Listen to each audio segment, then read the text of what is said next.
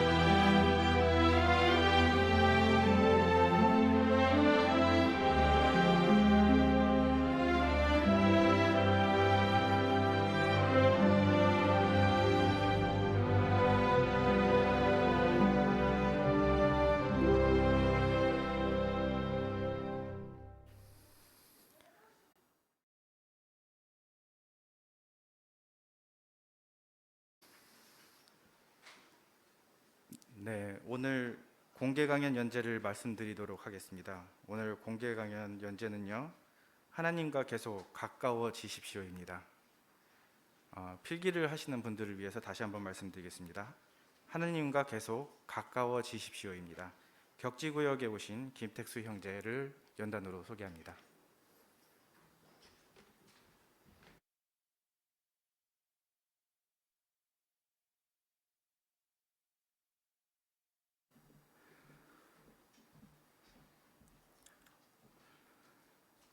우리는 진정한 친구를 찾아보기 힘든 세상에서 살고 있습니다.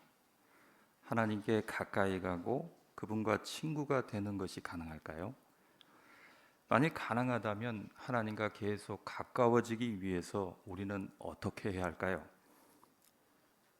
우선 가장 기본적인 질문부터 생각해 보겠습니다. 새로운 친구를 사귀려면 어떻게 해야 할까요? 대개 누군가와 친한 친구가 되려면 우선 그 사람과 함께 시간을 보내야 합니다. 자신의 생각과 감정을 계속 그 친구와 나누다 보면 서로 가까워지죠. 하지만 가장 중요한 벗관계, 그리고 그 중에서 가장 중요한 여호와의 벗관계, 친한 친구가 되는 데는 어떤 어려움이 있을까요? 기본적으로 세 가지 어려움이 있습니다. 첫째로 우리는 여호와를 직접 만난 적이 없습니다. 둘째로 우리는 여호와와 직접 대화할 수 없습니다. 셋째로 여호와께서는 하늘에 계시기 때문에 우리는 그분과 문자적으로 함께 시간을 보낼 수는 없습니다. 그러나 여호와께서는 창조를 시작할 때부터 사람들이 그분과의 좋은 관계를 맺을 수 있는 토대를 마련해 주셨습니다. 그럼 구체적으로 무엇을 마련해 주셨을까요? 그분은 사람이 완벽한 환경에서 살게 해주셨고 끝없이 살 수 있는 전망을 주셨습니다. 그러나 또 이런 의문이 들 수 있겠네요. 나는 창조주에 대해서 모든 것을 다 이해하지 못하는데 어떻게 그분의 친구가 될 수 있단 말인가? 이렇게 의문이 들 수 있죠. 하지만 이런 점을 생각해 보세요. 어떤 의사에게 절친한 친구가 있다면 그 친구들은 모두 의사일까요? 그렇지 않습니다. 그 의사의 친구는 전혀 다른 직업을 가지고 있을지 모릅니다. 그래도 가까운 친구가 될 수 있는 거죠. 네, 실제로 중요한 것은 무엇입니까? 서로의 성품을 알고 무엇을 좋아하고 무엇을 싫어하는지를 아는 겁니다. 마찬가지로 우리는 성경에서 여호와께서 어떤 분인지에 대해서 잘 배울 수가 있습니다. 그것이야말로 우리가 그분과의 우정을 맺기 위해 꼭 알아야 할 점들이죠. 누군가를 잘 알고 싶다면요, 과거에 그가 무슨 일을 해왔고 어떤 어려움들을 겪어왔는지를 아는 것은 도움이 됩니다. 그와 비슷하게 하나님께서 어떤 일을 해오셨는지를 알아보면 그분을 더 잘 알 수가 있습니다. 그러면 과거에 여호와께서는 어떤 일을 하셨을까요? 성경을 열어서 확인해 보시죠. 창세기 1장 27절입니다. 창세기 1장 27절. 1장 27절입니다. 이렇게 하나님께서 자신의 형상대로 사람을 창조하기 시작하셨으니 곧 하나님의 형상대로 사람을 창조하셨다. 그분은 그들을 남자와 여자로 창조하셨다. 네, 여호와께서 사람을 자신의 형상대로 창조했다고 성경에 기록되어 있습니다. 그러면 동물은 어떨까요? 어떤 동물은 사람이 보거나 듣거나 맡을 수 없는 것들을 보거나 듣거나 맡을 수 있는 능력을 가지고 태어납니다. 그러나 하나님의 형상대로 만들어진 사람들은요, 어떤 동물도 느낄 수 없는 방식으로 하나님의 사랑을 느낄 수 있는 능력을 가지고 태어났습니다. 그것이 다른 거죠. 또 다른 흥미로운 점은 여호와께서 우리를 이끄시고 기꺼이 친구가 되어주시기로 결정하셨을 때, 그러면 우리에 대해 좋은 점만 알고 그렇게 하셨을까요? 아니죠. 그분은 우리가 때때로 실수를 할 것임을 잘 아셨습니다. 사람들이 불완전해 죄를 짓지만 하나님은 여전히 우리에게 자신과 좋은 관계, 벗관계를 맺자고 권하십니다. 성서 야고보 4장 7절에 보면 우리에게 하나님께 가까이 가십시오라고 권하고 있기 때문입니다. 여호와께서 당신에게 가까운 벗이 되자고 개인적으로 초대하는 겁니다. 초대라고요? 네, 맞습니다. 만일 친구가 당신을 식사에 초대하면 어떤 마음이 드십니까? 우선 마음이 들뜨죠. 행복해집니다. 감사한 마음이 들지 않을까요? 네, 정상적인 반응이죠. 그럼 오늘 하나님과 계속 가까워지십시오라는 이 성서 공개 강연을 통해서 하나님과 더 튼튼한 관계를 맺기 위해서 우리가 할 수 있는 일들이 무엇인지를 생각해 보겠습니다. 꼭 필요한 두 가지 방법을 검토해 보겠습니다. 첫째는 양심을 훈련하는 것이며, 둘째는 장성해 나가겠다는 목표를 갖는 겁니다. 우선 양심에 대해서 생각해 보시죠. 성서에서 양심에 대해서 무엇이라고 설명합니까? 로마서 2장 14절과 15절을 열어서 읽어보겠습니다. 로마서 2장 14절 15절입니다. 율법이 없는 이방 사람들이 본성에 따라 율법을 행하면 비록 율법이 없어도 자기 자신이 자기에게 율법이 됩니다. 그들은 율법의 내용이 자기들의, 유의해 보시죠, 마음에 기록되어 있다는 것을 보여주는 사람들인데, 그들의 양심이 그들과 함께 증언하여 그들의 생각이 그들 자신을 고발하기도 하고 변명하기도 합니다. 양심이란 무엇이죠?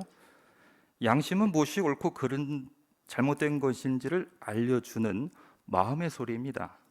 그래서 성경은 양심을 가리켜 14절에 언급한 것처럼 마음에 기록되어 있는 법이라고 했죠. 올바른 양심을 가지고 있으면 앞으로 어떤 일을 할 것인지 말 것인지 판단하는 데 도움이 됩니다. 또한 이미 한 행동이죠. 과거에 한 행동이 올바랐는지 잘못되었는지를 평가하는 데도 도움이 됩니다. 그럼 양심에 대해서 좀 더 쉽게 사물을 들어서 설명해 볼 수 있을까요? 양심은 무엇과 비슷하다고 생각하십니까? 나침반 어떨까요? 거울은요? 친구라고 말할 수 있을까요? 재판관 어떻습니까? 사실 이 네 가지 모두 양심과 비슷하다고 말할 수 있습니다. 어떻게 그렇게 말할 수 있을까요? 우선 양심은 나침반과 같다고 했죠. 왜죠? 양심은 우리를 올바른 방향으로 안내해 주어서 문제를 피할 수 있게 해주기 때문입니다. 양심은 무엇과 같다고 했죠? 거울과 같습니다. 양심은 우리의 도덕적 가치관이 어떠한지, 우리가 실제로 어떤 사람인지를 보여줍니다. 거울에 비친 자신의 실제 모습을 볼 수 있는 것과 같습니다. 느낌이 아니라요. 셋째로 양심은 좋은 친구와 같다고 할 수 있다고 했죠. 양심은 우리에게 필요한 조언을 해주어서 올바른 결정을 내릴 수 있게 도와줍니다. 하지만요, 그러한 도움을 받으려면 좋은 친구의 조언에 귀를 기울여야 하듯이 양심의 소리에도 귀를 기울여야 합니다. 양심은 재판관과도 같습니다. 내가 잘못한 행동을 했을 때 그것이 나쁜 일임을 분명하게 알려줍니다. 요점이 무엇이죠? 네, 양심은 첫째로 올바른 결정을 내리도록 도와줍니다. 둘째로 우리의 실수를 바로잡도록 도와준다는 거죠. 따라서 양심을 훈련하는 것은 대단히 중요한 일이죠. 올바른 결정을 내리고 실수를 바로잡도록 하는 그 올바른 표준은 바로 성서에 기록되어 있습니다. 성서는 정말 유익한 책이죠. 고통스럽게 시행착오를 겪지 않고 올바른 방향으로 살 수 있게 도와줍니다. 경험이 최고의 선생님이라는 말이 있죠. 어떻게 생각하십니까? 완전히 틀린 말입니다. 경험을 통해 배우는 것은 고통스러운 일이죠. 최고의 스승은 여호와이십니다. 여호와께서는 경험이 없는 자들을 지혜롭게 해주신다고 시편 19편 7절에서 분명하게 설명하고 있습니다. 그럼 왜 양심을 훈련해야 할까요? 양심이 우리를 올바로 인도하게 하려면 양심을 훈련시켜야 합니다. 그러면 우리가 자주 표현하는 성경으로 훈련받은 양심이란 무엇을 말하죠? 성경에 나오는 여호와의 표준에 비추어 봐서 자신의 생각과 말과 행실이 옳고 그른지를 판단하는 양심을 가리킵니다. 사실 어떤 사람은 양심의 소리를 완전히 무시하는 삶을 살아가기도 하죠. 에베소 4장 19절에 보면 그 당시 일부 사람들이 모든 도덕 감각을 상실했다고 알려줍니다. 또 다른 선서 번역판인 쉬운 성경에서는 이 번역을 이렇게 표현합니다. 부끄러워할 줄도 모른다. 정말 우리 주위에는 부끄러워할 줄 모르는 사람이 너무 많지 않습니까? 네. 하지만 성서로 훈련받은 양심은 우리의 행동이 하나님의 표준과 어긋날 때 경고를 발해줍니다. 또 하나님께 멀어질 수 있는 어떤 우리 행동을 취했을 때 미리 경고를 해주죠. 예를 들어보죠. 운행 중인 차가 하나가 있습니다. 초등학교에 있는 스쿨존에 들어가는 순간 어떤 일이 벌어질까요? 속도를 조금만 높이면 바로 엄청난 경고음이 울리기 시작합니다. 사실 정신이 하나도 없더군요. 그렇지 않습니까?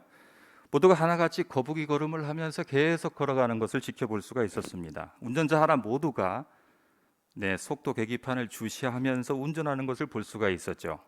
살금살금 기어간 듯이 갔습니다. 그러다가 속도가 조금 빨라도 바로 또 경보음이 울리기 때문에 어떻게 하죠? 문제가 생겼다는 걸 즉시 알려줍니다. 그럼 우리는 어떻게 하죠? 즉시 속도를 줄이죠. 뭘 배울 수 있나요? 성서로 훈련받은 양심은 이렇게 우리를 보호해 줍니다. 또한 여호와께서 성경의 법과 원칙을 통해서 우리를 인도해 주십니다. 성경에는 특정한 여호와의 법에 대해서 자세하게 알려주죠. 금지된 법이 무엇인지를 정확하게 알려줍니다. 그러한 법은 도덕적으로 그릇된 일이 무엇인지를 명확히 알려주기 때문에 사실 우리가 성경의 법에 순종하는지에 따라서, 특히 사람들이 보지 않을 때 그렇게 하는지에 따라서 그 법을 주신 분 여호와께 우리의 태도가 잘 드러나게 된다는 것을 알 수 있죠.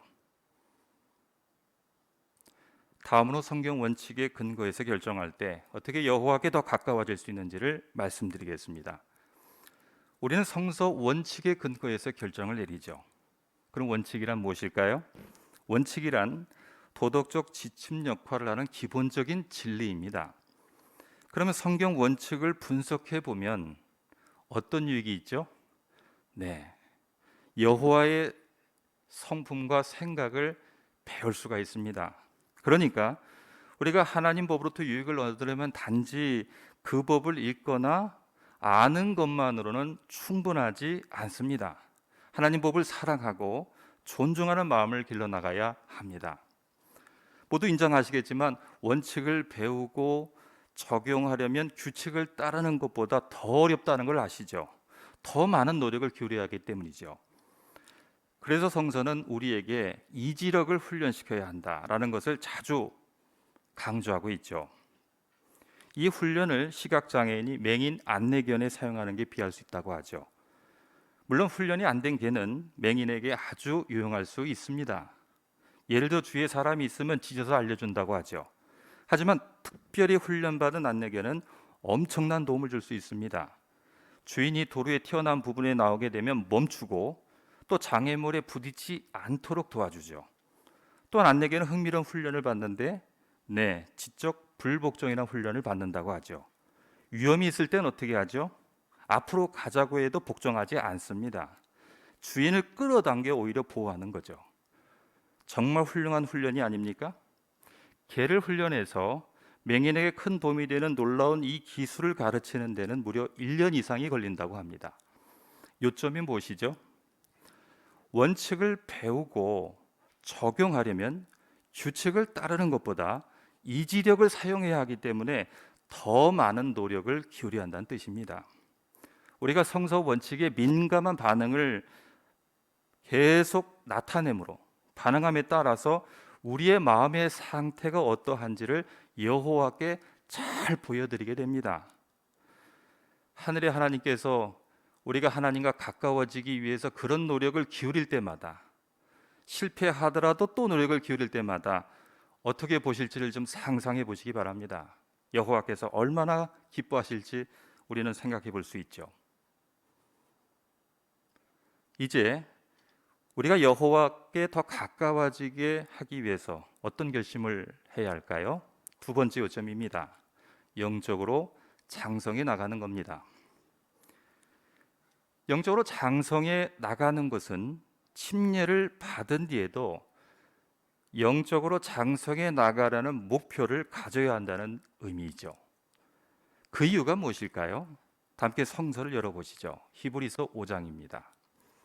히브리서 5장 14절로 6장 1절까지 읽어보겠습니다. 히브리서 5장 14절.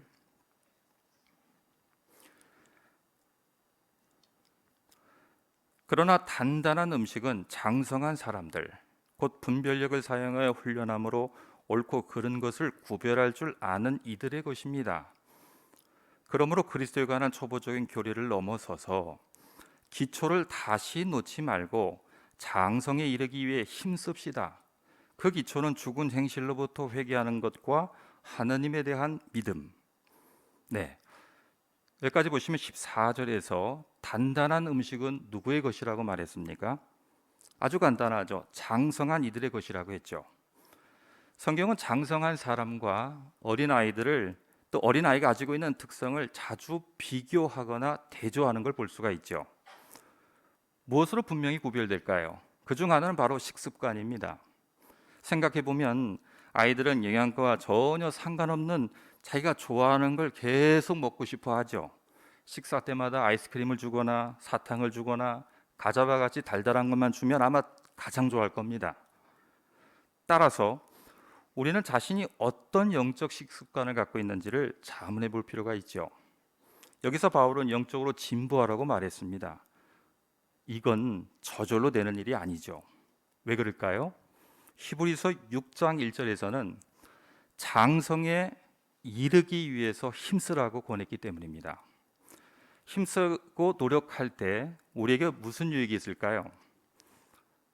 바울이 말한 것처럼 옳고 그른 것을 구별할 줄 알게 됩니다. 다시 말해서 좋은 결정을 내릴 수 있게 된다는 뜻이죠.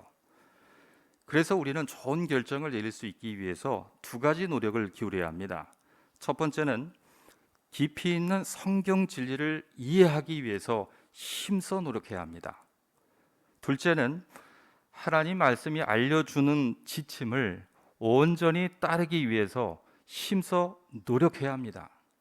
이해하기 위해 힘써 노력해야 하며 알았다면 그 지침을 온전히 따르기 위해서 노력해야 한다는 뜻이죠. 반면에 어린 아이들은 어떻습니까? 해야 할 일을 하기보다는 노는 걸 더 좋아하죠. 그것이 우리가 피해야 할 어린 아이와 같은 특성입니다. 생각해 보면 어린 아이들은 깨어 있는 대부분의 시간을 놀면서 보냅니다. 놀죠. 시간 나면 또 놉니다. 시간이 나면 또 나가서 놀죠. 삶이 재미와 놀이로 가득합니다.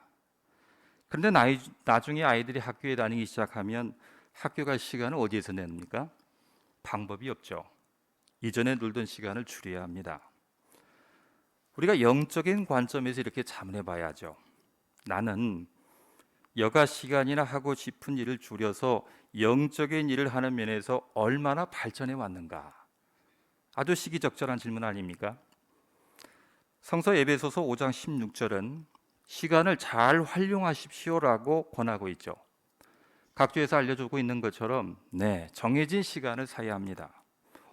덜 중요한 일들을 줄여서 시간을 사라는 뜻이죠.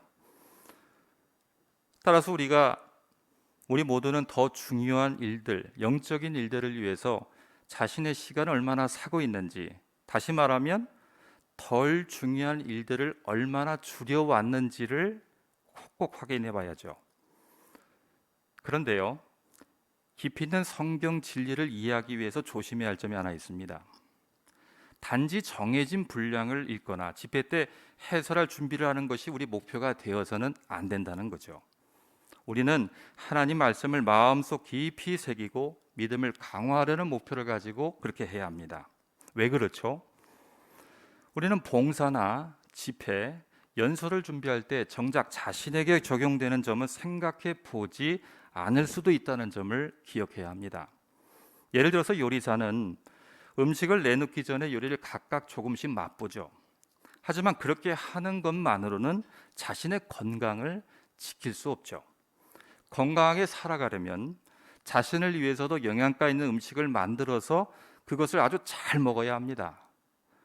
그와 비슷하게 우리 자신의 필요에 맞는 영적 양식을 우리 마음에 가득 채울 필요가 있다는 거죠. 하지만 이런 생각이 들 수 있어요. 그건 그런데 JW.org와 웹사이트에 나오는 JW 방송에 나오는 자료들은 또 어떻게 하지? 정말 너무 볼 게 너무 많아. 그렇다면 이런 예를 좀 생각해 볼까요? 뷔페에 가면 어떻죠? 온갖 종류의 음식이 많이 있습니다. 음식이 너무 많아서 모든 음식을 다 맛볼 수는 없죠. 따라서 손님들은 어떻게 합니까? 몇 가지 음식만 골라서 먹죠. 그와 비슷하게 웹사이트와 방송에 나온 모든 자료를 다 볼 수 없다 하더라도 실망하지 마십시오. 할 수 있는 데까지 그런 자료를 계속 보면 됩니다. 그렇게 하지 않는다면 영적으로 약한 상태에 머무르게 될 수 있습니다.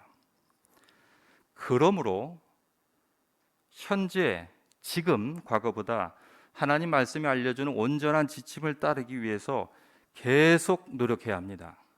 현재의 건강이 이전의 건강보다 더 중요하기 때문이죠. 그러면 영적으로 장성한 사람들은 어떤 노력을 기울일까요? 에베소서 4장 13절과 15절을 보겠습니다. 에베소서 4장 13절과 15절. 13절. 4장 13절입니다. 그리하여 마침내 우리 모두가 믿음과 하나님의 아들에 관한 정확한 지식에 있어서 하나가 되고 성숙한 사람이 되어서 그리스도의 온전함 같은 수준에 이르게 됩니다. 15절을 보시죠. 오히려 우리는 진리를 말하며 모든 일에서 사랑으로 머리이신 그리스도에게까지 자라도록 합시다. 13절을 다시 보시면요. 우리 모두가 정확한 지식에 있어서 그리스도의 온전함과 같은 수준에 이르게 되도록 노력해야 한다는 걸 강조하고 있죠. 13절에 보면 믿음에 대해서 어떻게 논합니까? 하나가 되라고 격려하고 있습니다. 이렇게 하기 위해서 어떤 노력을 기울여야 할까요? 15절에 보면 모든 일에서 사랑으로 올바른 동기를 강조합니다. 어느 정도까지일까요? 그리스도에게까지 자라도록 권하고 있죠. 어떻게 그리스도에게까지 자랄 수 있을까요? 좋은 방법이 있습니다. 우리의 옛 인간성 가운데 여전히 남아있는 특성들을 무엇이든지 벗어버림으로 그렇게 할 수 있습니다. 성숙한 사람이 되는 거죠. 달리 표현하자면 새 인간성을 입는 겁니다. 그러면 새 인간성이란 무엇일까요? 여호와의 성품을 본받는 방식으로 생각하고 행동하는 것을 가리킵니다. 새 인간성을 입는다는 건 무슨 말이죠? 옷은 어떻죠? 외적으로 잘 드러나죠. 그러니까 새 인간성의 옷을 입고 있다면 그것이 우리의 행동, 내적인 면보다는 외적으로 드러난다는 뜻입니다. 분명히 나타난다는 뜻이죠. 그러면 새 인간성을 어떻게 좋은 상태로 유지할 수 있겠습니까? 내가 좋아하는 옷을 잠깐 생각해 보면 답은 간단합니다. 잘 관리하죠. 좋은 상태를 유지하기 위해서 노력합니다. 그래서 내가 아끼는 그 옷의 일부분이 찌었다면 어떻게 됩니까? 마음이 속상하겠죠. 그렇지 않나요? 그렇다고 그 옷을 당장 버리겠습니까? 그렇지 않을 겁니다. 가난하다면 찢어진 부분을 잘 수선해서 입을 거예요. 그리고 앞으로 그 옷을 입을 때는 더욱 조심하겠죠. 마찬가지로 우리가 어떤 사람을 대할 때 가끔 친절이나 참을성이나 사랑을 나타내지 못한다고 해서 또 그런 상황이 생겼을 때 쉽게 연합이 깨질 수가 있죠. 장성된 사람들은 어떻게 합니까? 진심으로 사과하죠. 찢어진 옷의 일부분을 수선해서 마치 그 사람과 다시 좋은 관계를 맺는 것과 같습니다. 그리고 그 다음에는 더욱 조심하겠죠. 맞습니다. 반면에 영적 악인은 어떻죠? 에베소 4장 14절에 보면 두 가지 특징에 유의할 수 있는데, 첫째는 불안정하다라고 했습니다. 두 번째는 건전한 판단을 내릴 능력이 없다고 했죠. 불안정합니다. 문자적 어린아이는 어떻죠? 주의를 집중할 수 있는 시간이 매우 짧죠. 쉽게 산만해집니다. 또 호기심 때문에 문제를 자주 일으키는 걸 볼 수가 있죠. 어린아이는 정말 시간과 노력을 들여서 돌봐줘야 되는데 정말 손이 많이 간다는 걸 알 수 있죠. 또 아이들은 건전한 판단을 내릴 능력이 없죠. 예를 들어서 아이에게 반짝거리는 동전을 주거나 그리고 그 앞에 액수가 큰 지폐를 놓아도 둘 중 하나를 고르는 건 분명히 반짝거리는 동전이겠죠. 그러나 시간이 흘러가면 우리는 어떻게 됩니까? 이렇게 아기에서 어른으로 성장하듯이 영적인 어린애에서 어른이 되어감에 따라, 장성됨에 따라 우리는 더욱더 안정적이 되고 더 건전한 판단력이 생기기 때문에 결국 우리 자신을 보호하게 되고 하나님과 좋은 관계를 맺게 될 것입니다. 우리는 사탄의 세상에서 도사되고 있는 함정, 함정에 빠지지 않도록 계속 보호를 받을 것입니다. 그러므로 무엇보다도 지금 우리는 하나님과 계속 가까워지는데 노력을 기울이는 것이 정말 중요한 일입니다. 꼭 기억하시기 바랍니다. 바로 영적 장성에 이른다고 해서 영적 성장이 끝이 나는 것은 아닙니다. 무슨 말이죠? 흥미로운 점은 사실 이전보다 더 적극적인 노력을 기울일 필요가 있습니다. 디모데는 장성한 그리스도인이었지만 그는 이런 권고를 계속 받았습니다. 디모데전서 4장 15절을 보시죠. 디모데전서 4장 15절입니다. 15절, 이런 것들을 숙고하고 그것들을 열중하십시오. 그래야 모든 사람이 그대의 진보를 분명히 볼 수 있게 하십시오. 여기 보면 모든 사람이 그대의 진보를 분명히 볼 수 있게 하십시오라고 권고하죠. 이때 디모데는 여행하는 감독자였습니다. 디모데는 이미 진보를 뛰어나게 나타내지 않았습니까? 그렇다면 바울은 여기서 그에게 말한 진보란 무엇을 지적하는 것일까요? 여기서 바울이 디모에게 격려한 진보란 권한과 직분이 나아지는 것이 아니라 영적인 특성을 강조하고 있는 겁니다. 그의 태도와 말과 행실에 있어서 나아지는 것을 말했던 거죠. 요점은 진보하다라는 말은 발전하다, 더 좋게 변하다를 말합니다. 이전에도 잘했고 지금도 잘하고 있다면 만족하지 말고 계속 더 좋게 변해가라는 뜻입니다. 달리 표현하자면 디모데에게 있어서 하나님과 더 관계가 더 가까워지기 위해서 노력하라는 의미입니다. 우리는 어떻게 해야 할까요? 예를 들어 볼게요. 당신이 지금 파도가 심한 파도에서 바다에서 빠져서 허우적대고 있다고 좀 생각해 볼까요? 얼마나 두렵습니까? 그때 누군가가 당신에게 구명조끼를 던져줍니다.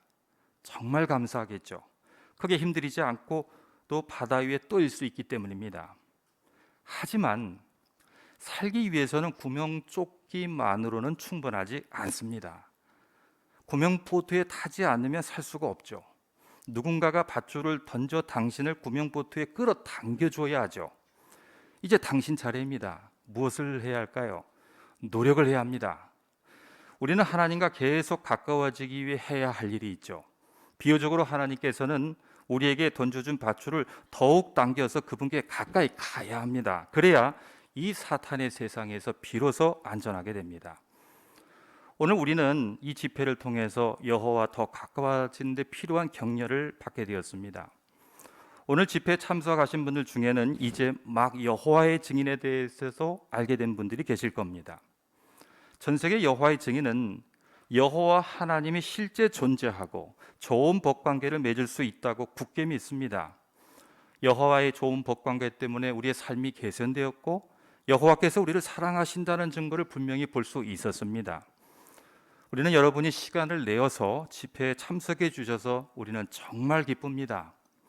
여러분도 여러분이 성서에 대해 의문들에 대한 믿을 만한 답을 현재 찾고 있을지 모릅니다. 그렇다면 여호와의 증인에게 문의해 보시기 바랍니다. 성경에서 답을 찾도록 도와줄 겁니다. 지금까지 살펴본 점들을 통해서 우리는 무슨 결론을 내릴 수 있습니까? 복습해 볼까요? 여호와를 얼마 동안 충실하게 섬겼던지 간에 우리 모두가 하나님에 대한 지식을 계속 쌓아나가고 그분의 길을 더 잘 알기 위해서 우리는 계속 겸손하게 노력을 해야 합니다. 사랑 많으신 우리 아버지 여호와께서 우리를 간절히 돕기 위해서 우리가 성경으로 훈련받은 양심 기능을 사용해서 올바른 선택을 할 수 있도록 성서 원칙을 주셨습니다. 우리가 새 성품을 입고 영의 열매를 맺는 면에서 계속 발전해 나가기를 진심으로 바라십니다. 그렇게 한다면 하나님과 더 튼튼한 관계를 맺어감에 따라서 우리는 큰 만족감을 느끼게 될 겁니다. 하나님과 좋은 관계를 맺고 있는 사람들은 영원히 그분과 더 튼튼한 관계를 맺어나갈 전망을 갖고 있습니다. 여호와에 관해 배우는 일에서 결코 영원히 끝이 없기 때문입니다.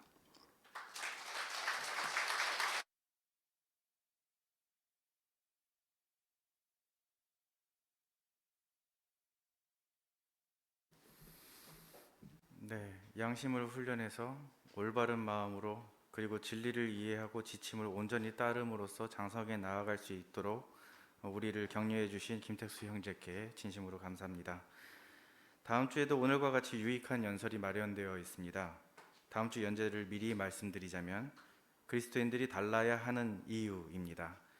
많은 관심 있는 분들을 초대하실 수 있겠습니다. 이제 전 세계적으로 유익을 얻고 있는 파수대 집회 시간입니다. 집회 사회자 김태형 형제가 해주시겠습니다.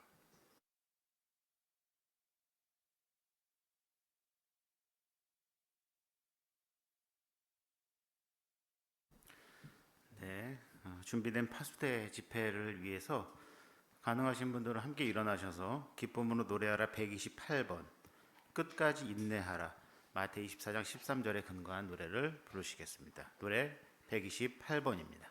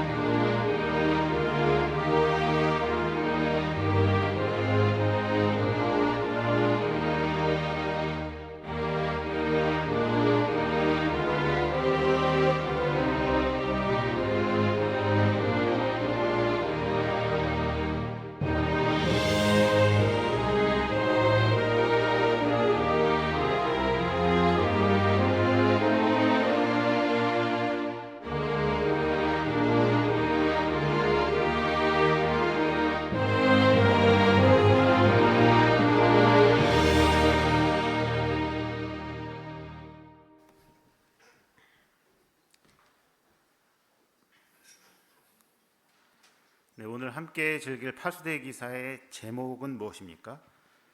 여호와께 희망을 두십시오입니다. 주제 성구는 여호와께 희망을 두어라 마음을 굳게 먹고 용기를 내어라 시편 27편 14절입니다.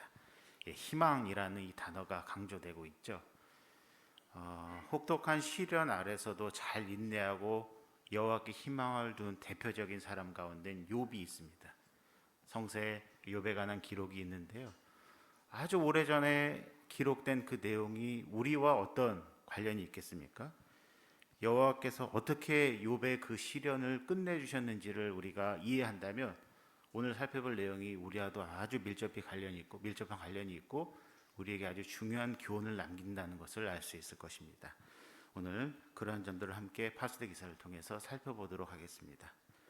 네, 여러분의 적극적인 해설을 오늘도 기대하면서 문수환 형제의 낭독으로 먼저 1항 보시겠습니다.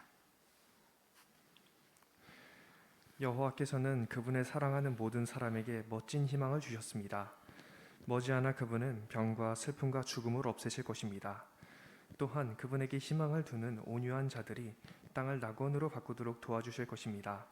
그리고 우리 각자가 그분과 지금보다 훨씬 더 따뜻하고 친밀한 관계를 누릴 전망을 주실 것입니다. 참으로 놀라운 희망이 아닙니까? 그런데 우리가 하나님의 약속들이 이루어질 것이라고 믿는 이유는 무엇입니까? 여호와께서는 약속을 어기는 법이 결코 없으십니다. 따라서 우리는 여호와께 희망을 둘 충분한 이유가 있습니다.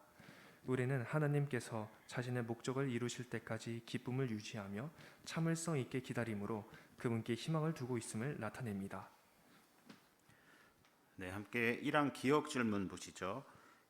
여호와께서는 우리에게 어떤 희망을 주셨습니까? 네, 김윤서 자매. 머지않아 그분은 병과 죽음과 슬픔과 죽음을 없애실 것이며 그분에게 희망을 두는 온유한 자들이 땅을 낙원으로 바꾸도록 도와주실 것입니다. 네, 그렇죠. 감사합니다. 김초아 자매.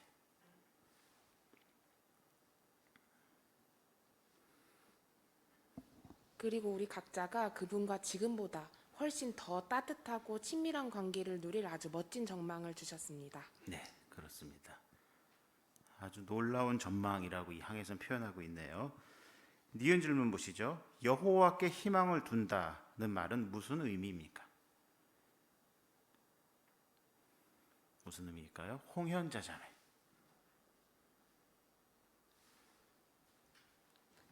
네, 그 희망이란 간절한 기대를 가지고 어떤 것을 기다린다는 것을 의미하며 또한 누군가를 신뢰하며 의지한다는 사상을 전달하기도 합니다.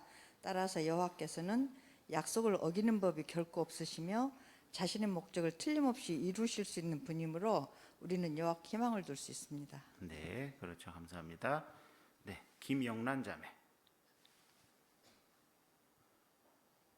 네, 여기 이사야 55장 10절과 11절이 나와 있는데요.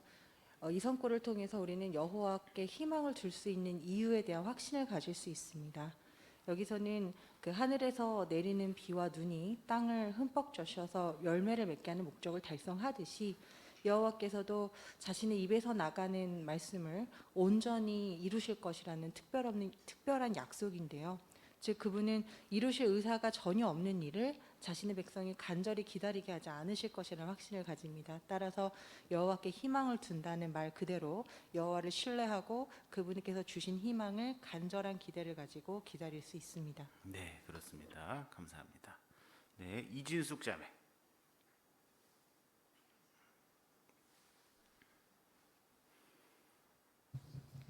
네, 그 모든 시련에는 끝이 있습니다. 여호와께서 욥의 시련을 끝내신 것처럼 이제 우리가 어떤 시련을 겪고 있든지 여호와께서 그 모든 고통을 조만간 끝내실 것입니다. 그래서 그 확신을 행동으로 나타내는 것이 바로 진정으로 여호와께 희망을 두는 것입니다. 네, 그렇습니다. 감사합니다. 자, 그럼 이항 보시죠. 여호와께서는 약속을 지키시는 분임을 이미 보여주셨습니다. 그 점이 잘 드러나는 한 가지 예를 살펴보겠습니다. 요한계시록에서 여호와께서는 우리 시대의 모든 나라와 종족과 언어에서 사람들을 모아 그들이 연합하여 순결한 숭배를 드리게 하겠다고 약속하셨습니다. 오늘날 그 특별한 집단은 큰 무리로 알려져 있습니다. 그들은 성별과 나이가 다르고 인종, 언어, 배경이 다양하지만 서로 평화롭게 연합하여 세계적인 형제 관계를 누립니다. 또한 큰 무리는 좋은 소식을 열심히 전파합니다. 그들은 잘 듣는 사람을 찾아 더 나은 세상에 관한 희망을 전하기 위해 항상 노력합니다. 당신이 큰 무리에 속해 있다면 더 나은 세상이 올 것이라는 그 희망을 매우 소중히 여길 것입니다. 네, 여호와께서는 이미 어떤 일을 하셨습니까? 네, 노지영 자매.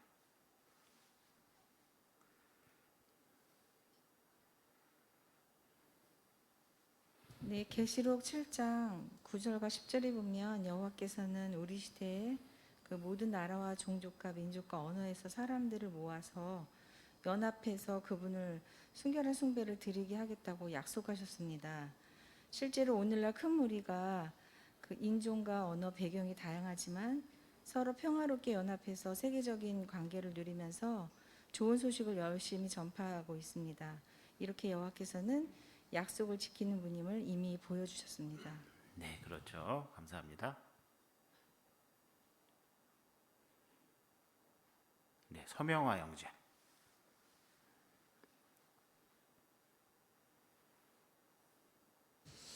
네, 우리가 잘 알고 있는 것처럼 세상은 엄청난 분열을 가지고 있고 계속 분열되고 있습니다.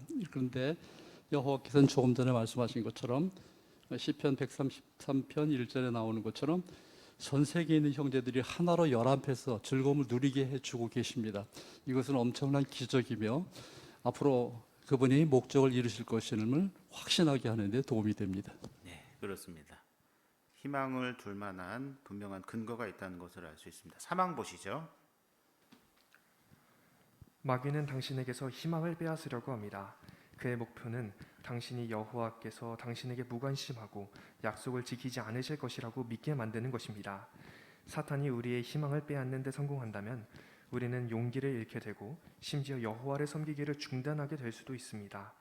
앞으로 살펴보겠지만 마귀는 욥에게서 희망을 빼앗아 그가 여호와를 섬기기를 중단하게 만들려고 했습니다. 사탄의 목표는 무엇입니까? 네, 줌의 최보람 자매. 주말에 깨뜨리고 합니다. 네, 제자매 아주 잘 말씀해 주셨어요. 감사합니다. 저기 한우빈 학생.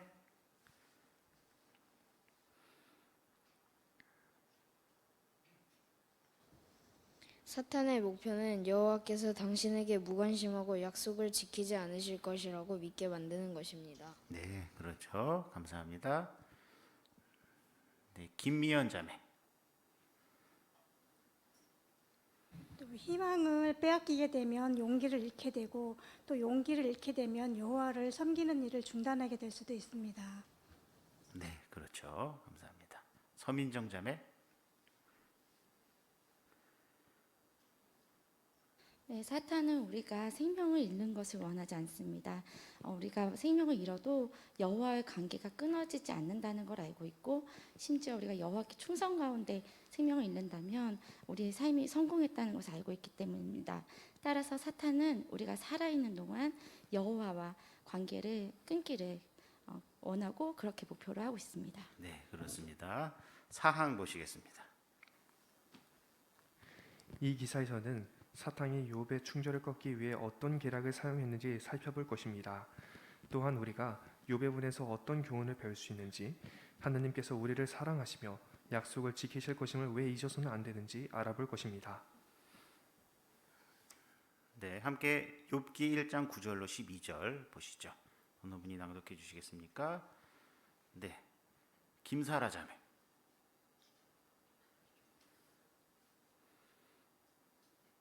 그러자 사탄이 여호와께 대답했다. 욥이 아무런 이유 없이 하나님을 두려워하겠습니까? 당신께서 그와 그의 집과 그가 가진 모든 것 주위에 울타리를 쳐서 보호해 주지 않으셨습니까? 그의 손이 하는 일을 축복하셔서 그의 가축이 땅에 널리 퍼졌습니다. 하지만 이제 당신의 손을 뻗어 그가 가진 모든 것을 한번 쳐보십시오. 그가 틀림없이 당신의 면전에 대고 당신을 저주할 것입니다. 여호와께서 사탄에게 말씀하셨다. 보아라, 그가 가진 모든 것이 내 손 안에 있다. 다만 그의 몸에는 손을 대지 마라. 그러자 사탄은 여호와 앞에서 떠나갔다. 네, 감사합니다. 이 기사에서 무엇을 살펴볼 것입니까? 네, 김명희 자매.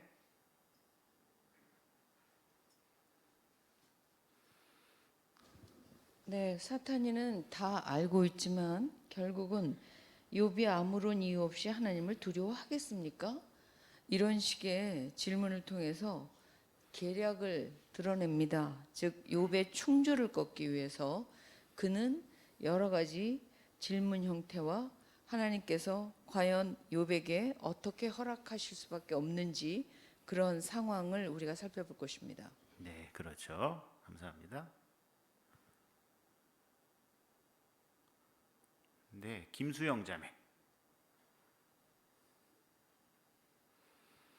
또한 우리가 욥에 본에서 어떤 교훈을 배울 수 있는지, 그리고 하나님께서 우리를 사랑하시며 약속을 지키실 것임을 왜 잊어서는 안 되는지 알아볼 것입니다. 네, 그렇습니다.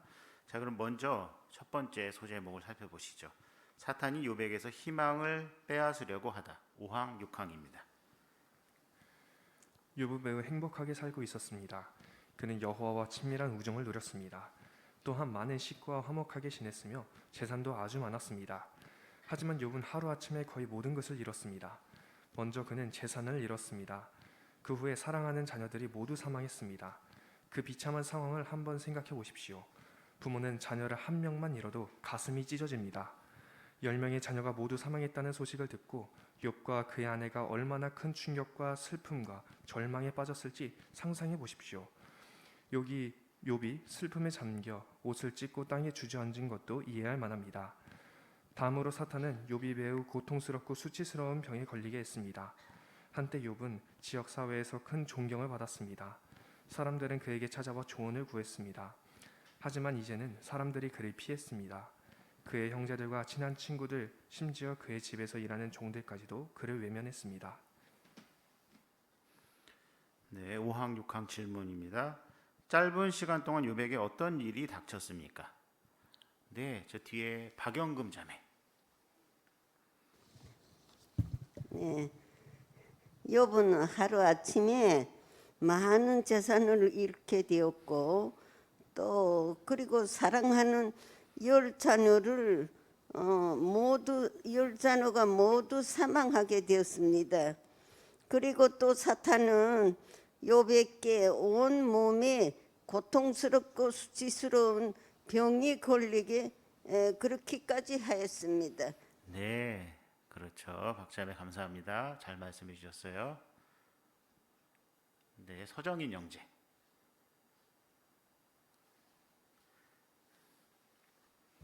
네, 욥기 1장 3, 4절에 보면 가축도 많고 동방의 모든 사람 중에서 가장 큰 자, 이 정도로 부유한 재산을 가지고 있었는데 그 모든 것이 한순간에 잃게 되었고 모든 것을 한순간에 잃게 되었고 자녀들이 10명씩이나 되는데 모두 사망했고 정말 말할 수 없는 충격과 슬픔, 그 부부가 가질 수 있었던 모든 고통이 한순간에 모든 것들이 이루어졌다는 것을 성구를 통해서도 볼 수 있는, 그래서 이들에게 닥친 이런 시련이 과연 여호와 하나님과 어떤 관계가 있는지 생각해 볼 수 있는 그런 일이 벌어졌습니다. 네, 그렇죠. 감사합니다. 네, 성혜숙 자매. 네, 욥은 사람들에게 존경을 받고 또 찾아와서 조언을 구할 만큼 지혜로운 사람이었지만 이제는 형제들이나 친구들 또 종들까지도 그를 외면함으로 아마 자존감도 심하게 떨어졌을 것입니다. 네, 그렇죠. 감사합니다. 김영란 자매. 여기 짧은 시간 동안 욥에게 닥친 일이라고 했는데요. 욥기 1장 13절로 20절 가운데 기록을 보면 재산을 잃고 자녀가 사망했다는 모든 소식을 그 소식을 전하는 종들의 말이 끝나기도 전에 계속해서 연달아 그런 충격적인 소식을 접하게 됩니다. 그리고 욥이 이런 병에 걸리는 과정도 굉장히 오랜 시간이 아니라 단지 그런 소식을 듣고 바로 그런 일이 발생했을 수 있고 욥이 모든 일을 겪고 결과에 이르기까지 불과 몇 개월 내에 겪은 일들이라고 합니다. 욥이 이런 일을 겪었을 때 정말 정신을 차릴 수 없을 정도로 굉장히 충격이 몰아쳤을 것 같은데요. 이럴 때 정상적인 사고를 하기가 얼마나 어렵고 그래서 욥에게 희망이 빼앗기는 그런 감정이 어떤 느낌일지 좀 생각해 볼 수 있었습니다. 네, 그렇네요.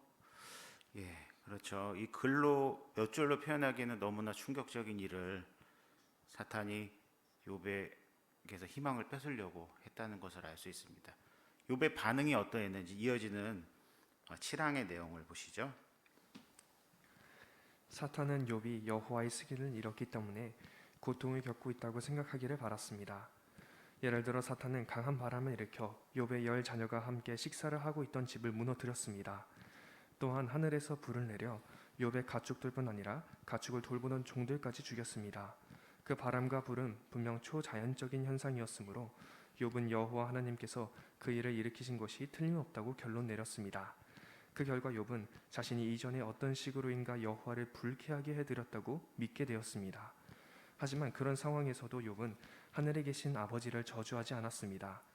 욥은 자신이 여러 해 동안 여호와께 좋은 것을 많이 받았음을 인정했습니다. 따라서 좋은 것을 받았다면 나쁜 것도 기꺼이 받아들여야 한다고 생각했습니다. 그는 여호와의 이름이 계속 찬양받기를 바랍니다 하고 말했습니다. 이때까지 욥은 심한 경제적, 감정적, 신체적 어려움을 잘 견뎌냈습니다. 하지만 사탄의 공격은 그것으로 끝나지 않았습니다. 네, 7항 기억 질문입니다. 욥은 자신이 고통을 겪는 이유가 무엇이라고 생각했습니까? 하지만 어떻게 하지 않았습니까? 네, 줌의 신호영 학생. 욥은 자신이 이전에 어떤 식으로인가 여호와를 불쾌하게 해드렸다고 믿게 되었지만 그러한 상황에서도 욥은 하늘에 계신 아버지를 저주하지 않았습니다. 그렇죠. 아주 잘 발표해 줬습니다. 네, 뒤에 이문자 자매. 네, 하늘에서 불이 내려서 그 가축, 종들 다 죽게 되고 또 바람이 불어서 집이 무너졌으니까 초자연적인 이런 현상이었기 때문에 아마 여호와께서 벌을 내리신 게 아닌가라고 생각했었을 것입니다. 그렇지만 그는 여호와를 원망하지 않았습니다. 네, 그렇죠. 감사합니다. 박수연 자매. 네, 여기 항에서는 욥이 좋은 것을 받았다면 나쁜 것도 기꺼이 받아들여야 한다고 생각했다라고 표현했는데요. 실제로 욥기 1장 21절에 보면 주신 분도 여호와이시고 가져가신 분도 여호와이시니 여호와의 이름이 계속 찬양받기를 바란다라고 이렇게 말했습니다. 이어지는 구절을 보면 이 모든 일을 겪고도 욥이 죄를 짓거나 하나님을 탓하지 않았다라고 알려주는데요. 욥이 이처럼 고통스러운 일을 정말 짧은 시간에 한꺼번에 겪게 되었지만 여호와를 탓하거나 저주하지 않았다는 것을 알게 됩니다. 네, 그렇죠. 감사합니다. 자, 니은 질문 보시죠. 사파를 보시면서 함께 해설하실 수 있습니다. 그리스도인은 어떻게 사파에 나온 것과 비슷한 시련을 겪을 수 있습니까? 네, 김정숙 자매.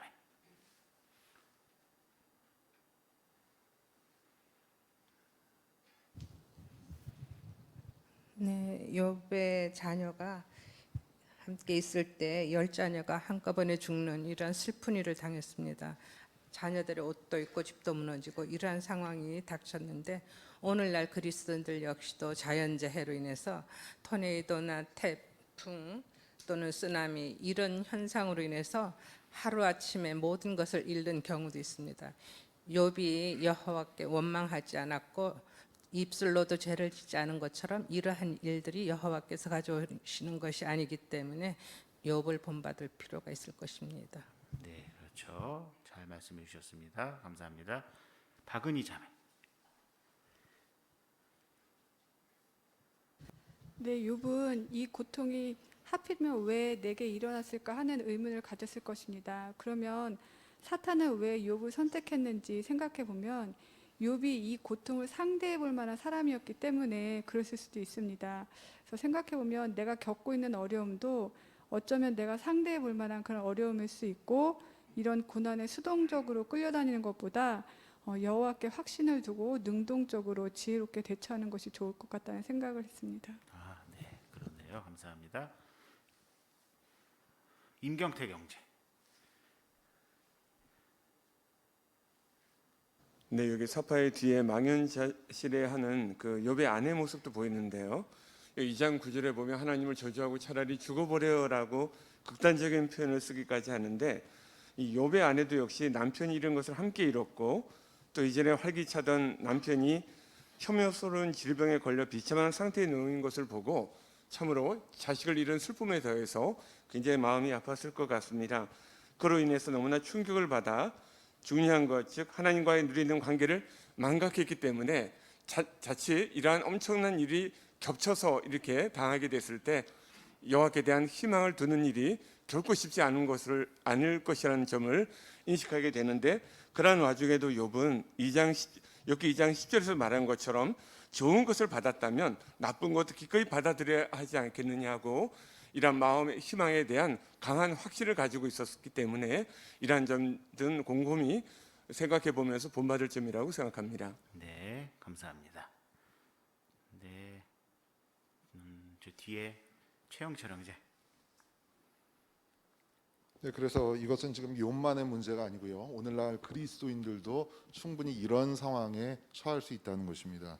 우리가 이번 지역대에서도 배운 것처럼 또 경제적인 어려움, 자연재해, 질병, 반대 이러한 것들이 복합적으로 일어날 수 있기 때문에 이러한 상황에서 정말 우리에게 필요한 것이 무엇인지 결코 잊어서는 안 되는 것이 무엇인지를 욥을 통해서 꼭 생각해 볼 필요가 있겠습니다. 네, 그렇죠. 감사합니다. 또 사탄이 희망을 뺏기 위해서 어떠한 방법들을 욥에게 사용했을까요? 이어지는 8항 보시겠습니다. 사탄은 욥에게 또 다른 계략을 사용했는데 바로 3명의 거짓 친구를 부추겨 욥이 자존감을 잃게 만드는 것이었습니다. 그 친구들은 욥이 고통을 겪는 것이 그가 여러 잘못을 저질렀기 때문이라고 주장했습니다. 또한 그들은 욥이 악한 일을 저지르지는 않았다 해도 하나님을 기쁘게 해드리려는 그의 노력이 아무런 가치도 없다고 믿게 만들려고 했습니다. 사실상 그들은 하나님이 그를 사랑하지 않고 그를 돌보지 않으실 것이며 그분을 섬기는 것이 무가치하다고 믿게 만들려고 한 것입니다. 욥은 그들의 말을 듣고 자신에게 더는 아무런 희망이 없다고 생각할 수도 있었습니다. 사탄은 욥에게 또 어떤 계략을 사용했습니까? 네, 뒤에 정예은 학생. 사탄은 욥에게 또 다른 계략을 사용했는데 바로 세 명의 거짓 친구를 부추겨 욥이 자존감을 잃게 만드는 것이었습니다. 네, 그렇죠. 감사합니다. 네, 박수영 자매.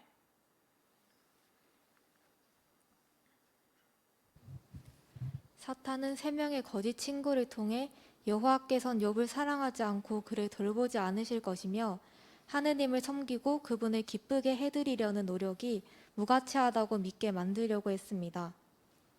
네, 그렇죠. 감사합니다. 이하나 자매.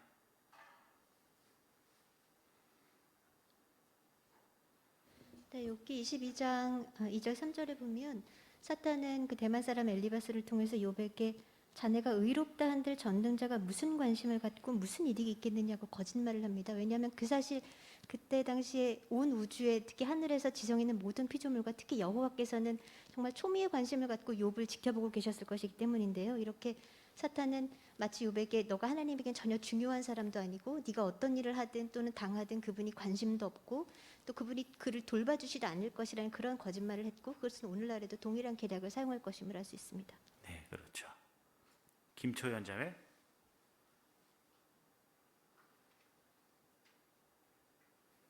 네, 욥기의 내용 가운데 가장 많은 내용을 차지하는 거는 그 욥의 세 친구에 가져다 준 시험이었던 것 같습니다. 주로 그 욥의 감정과 마음을 공격하게 되는데요. 특히 다른 건 다 잃어도 유일하게 의지하고 희망을 두었던 여호와와 자신의 그 관계에 대해 거짓말을 하게 된다는 점을 알게 됩니다. 네, 그렇죠. 이제 구항을 통해서 욥이 나타낸 반응을 한번 살펴보겠습니다. 그 장면을 한번 상상해 보십시오. 욥이 잿더미에 앉아 계속 고통스러워하고 있습니다. 욥의 친구들은 끊임없이 그를 비난하며 그의 평판을 깎아내리려고 합니다. 욥은 무거운 바위처럼 감당하기 힘든 시련들에 짓눌려 있고 자녀를 잃은 슬픔에 가슴이 찢어지게 아픕니다. 처음에 욥은 아무 말도 하지 않습니다. 욥의 친구들이 그 모습을 보고 욥이 창조주에게 등을 돌린 것이라고 생각했다면 몹시 잘못 판단한 것입니다. 어느 순간 욥은 아마도 고개를 들어 거짓 친구들을 똑바로 쳐다보며 이렇게 말합니다. 나는 죽을 때까지 내 충절을 버리지 않으리. 욥이 그 모든 고통을 겪으면서도 용기와 힘을 내는데 무엇이 도움이 되었습니까? 그는 가장 힘든 순간에도 사랑 많은 하나님께서 자신을 도와주실 것이라는 희망을 끝까지 버리지 않았습니다. 심지어 자신이 죽는다 해도 여호와께서 부활시켜 주실 것임을 알았습니다. 네, 욥이 용기와 힘을 내는데 무엇이 도움이 되었습니까? 네, 최다훈 학생.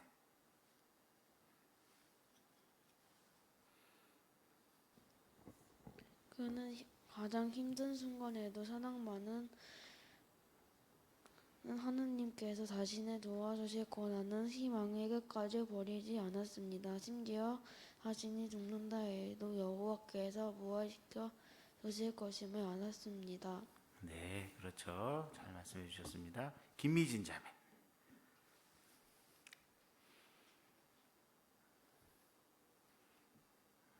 욥기 14장 13절에서 15절 내용을 보며 여호와께서 얼마나 사랑이 많으신 분인지를 알려줍니다. 욥은 여호와께서 자신이 잊지 않을 것이라는 확고한 희망과 하느님의 손에 맡겨져 그분이 보시기에 바람직한 사람으로 기꺼이 틀 잡히려는 사람들에게 각별한 애정을 느끼신다는 것을 알고 있었고 여호와께서 부활을 통해 그를 다시 생명으로 부르실 때가 올 것이라는 믿음을 가지고 있었기 때문에 용기와 힘을 내는 데 도움이 되었습니다. 네, 그렇죠. 감사합니다. 네, 김선영 형제.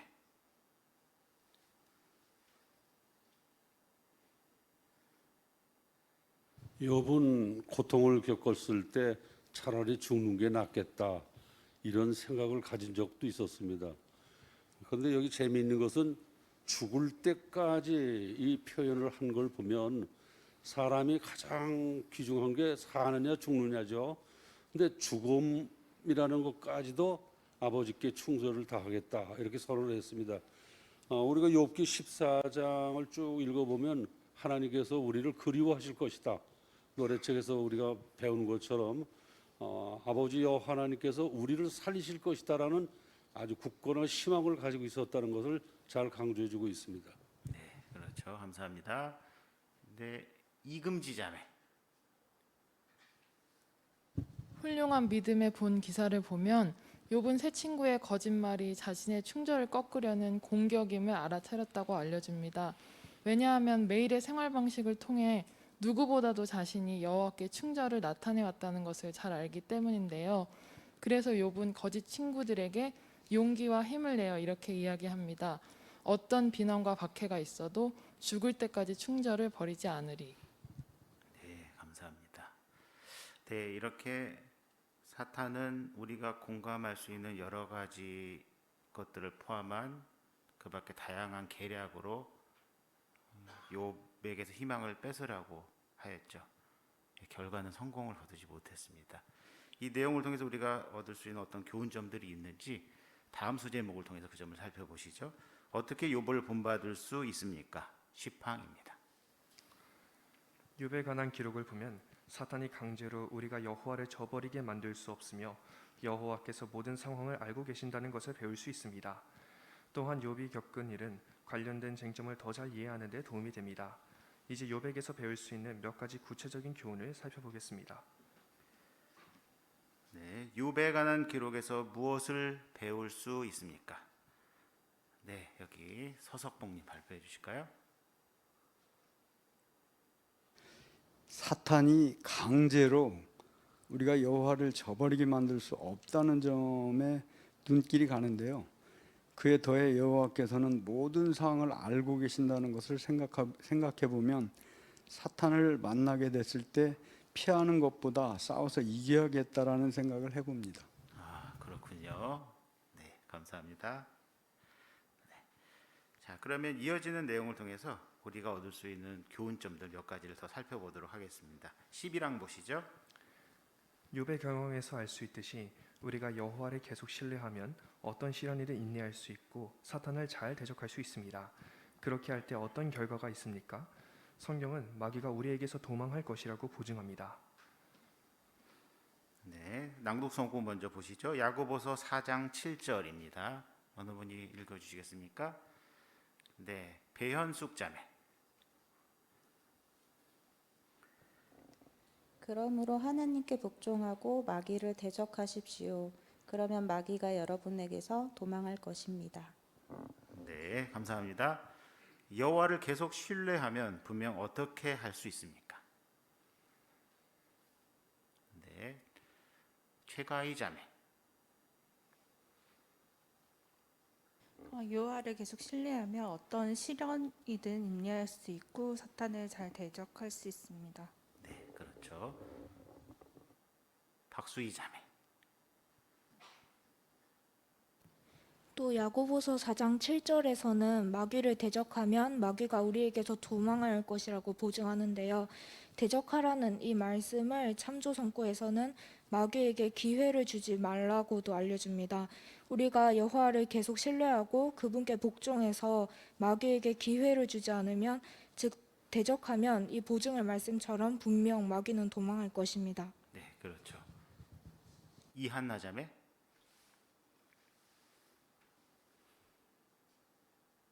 네, JW 웹사이트의 뉴스룸 기사를 보면 전쟁이나 자연재해, 정부의 박해와 같은 시련을 겪으면서도 여호와께 더 가까이 가고 있는 형제 자매들의 인터뷰를 볼 수 있는데요.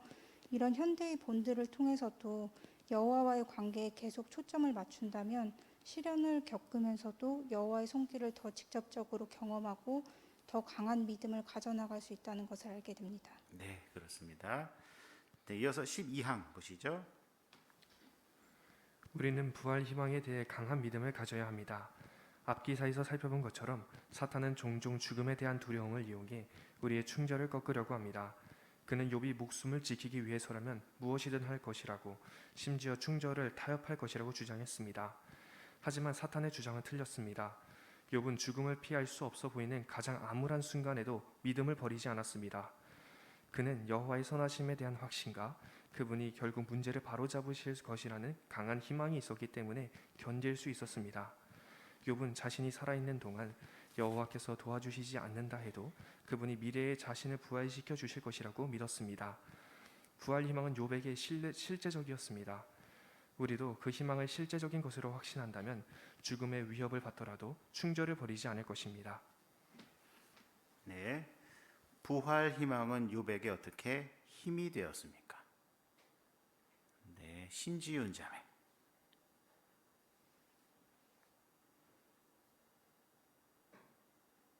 욥은 여호와의 선하심에 대한 확신과 그분이 결국 문제를 바로잡으실 것이라는 강한 희망이 있었기 때문에 죽음을 피할 수 없어 보이는 가장 암울한 순간에도 믿음을 버리지 않을 수 있었습니다.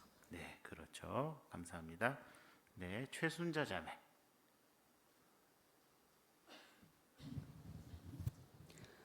이번 대회에서 그 한 연사는 부활 희망을 통해서 여호와께서는 사탄에게서 매우 강력한 무기 하나를 빼앗는 동시에 우리에게는 꺾을 수 없는 용기라는 무기를 주신다고 하였습니다. 사탄은 이 죽음에 대한 두려움이라는 무기를 사용해서 우리의 충절을 꺾으려고 하지만 여호와께서 주신 이런 부활 희망이 있기 때문에 죽음의 위험을 받더라도 충절을 버리지 않을 것이라는 용기를 나타낼 수 있습니다. 네, 그렇죠. 감사합니다. 네, 김정숙 자매. 앞에 김정숙 자매.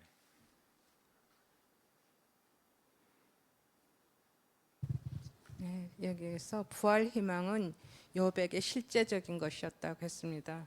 어떤 두려움이 있다 할지라도 그것에 확실하고 그것에 대한 보증이 있다면 두려움도 이겨낼 수 있을 것입니다. 네, 그렇습니다. 최가희 자매.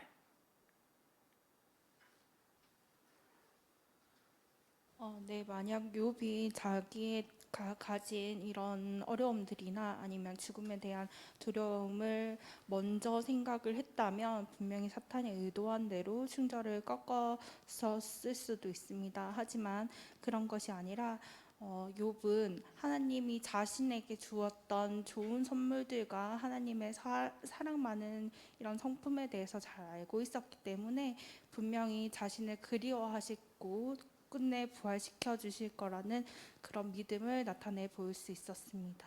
네, 감사합니다. 김명애 자매.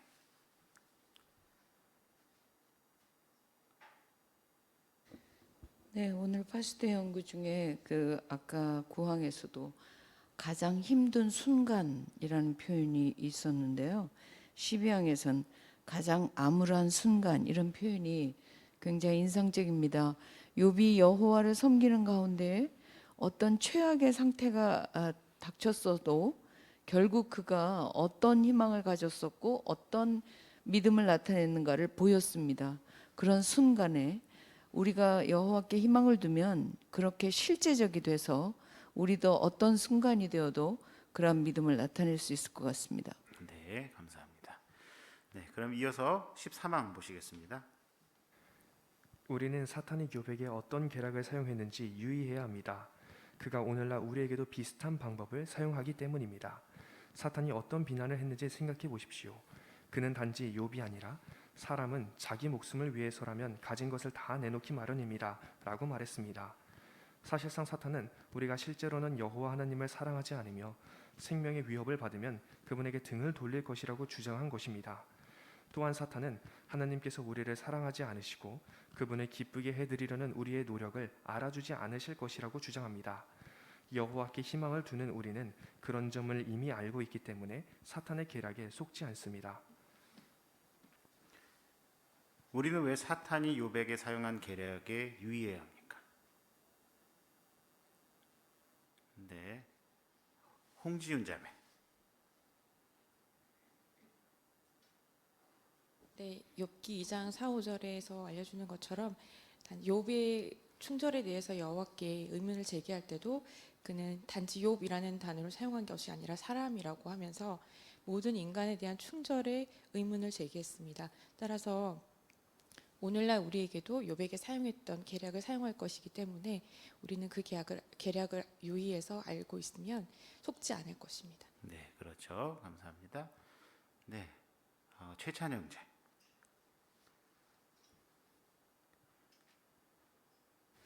네, 그러니까 이제 결국은 그 사탄의 계략이라는 것은 인간이 하나님을 숭배하는 진의 그 동기가 무엇인가? 그거는 비기적인 사랑의 동기로 섬기는 게 아니고 이기심에 의해서 섬긴다는 주장입니다. 그게 이제 계략인데, 그러니까 결국은 생명의 위협을 받거나 목숨을 빼앗기는 상황 같은데 직면하면은 그 진의가 드러난다, 이기심이 드러난다, 이 이제 주장을 하는 것이고, 또 한 가지는 사탄은 하나님 여호와도 인간을 숭배자들을 정말 사랑하는 분이 아니다.